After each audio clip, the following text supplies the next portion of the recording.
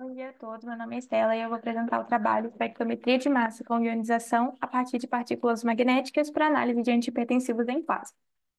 Bom, a técnica MPSMS, do inglês Magnetic Particle Spray Mass Spectrometry, desenvolvida pelo nosso grupo de pesquisa, foi utilizada para analisar fármacos antihipertensivos em amostras de plasma humano.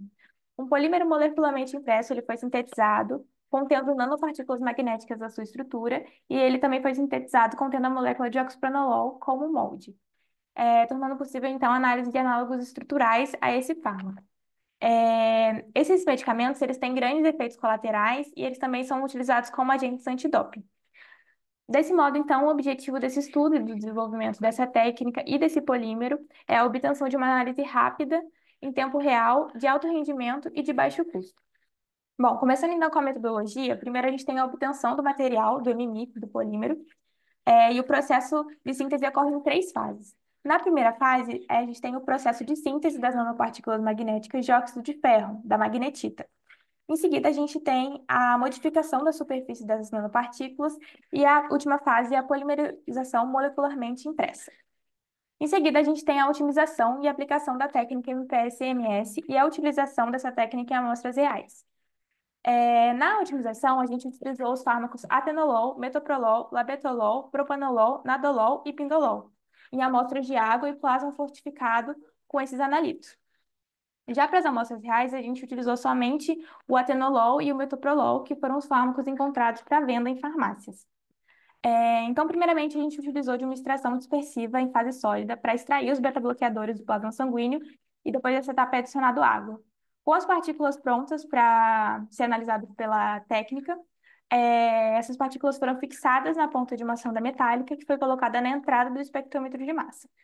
Um solvente ele foi dispensado sobre essas partículas e aí houve a formação de um cone de Taylor ao redor dessas partículas devido à alta tensão, alta voltagem aplicada sobre elas.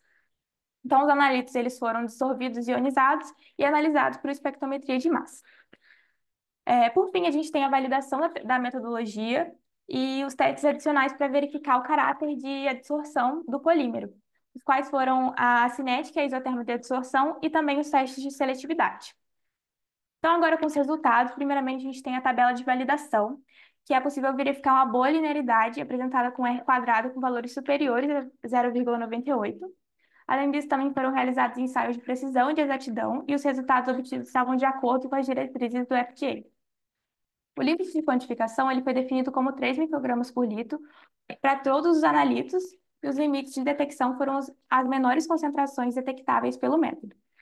Nas análises de amostras reais, nos pacientes com uso de atenolol e metoprolol, as concentrações obtidas foram de 73,9 e 12,2 microgramas por litro, respectivamente. E essas concentrações elas, foram encontradas acima da faixa terapêutica.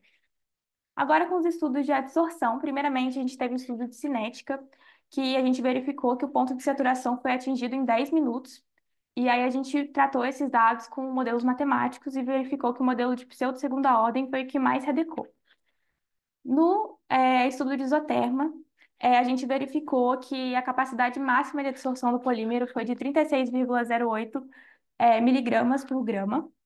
E também tratamos com dados com modelos matemáticos e o modelo que melhor se adequou foi o modelo de CIPS.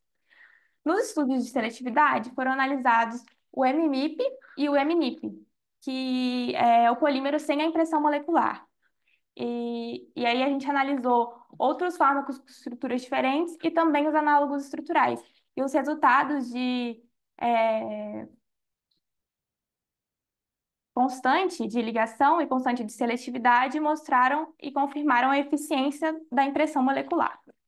Agora, indo para a conclusão, finalizando, é, a técnica foi capaz de apresentar um ótimo sinal analítico e que pode melhorar ainda mais com o aprimoramento no seu design e nos parâmetros de análise. As vantagens desse método se dão por ser um método simples, rápido e sensível, que pode ser aplicado em análise de rotina com até 54 análises por hora. O método ele foi validado, apresentando limite de detecção e limite de quantificação adequados e está de acordo com os princípios da química verde, envolvendo poucas quantidades de materiais utilizados e também utilizando um material, né, o MMIP, de fácil recuperação e reutilização. Muito obrigada.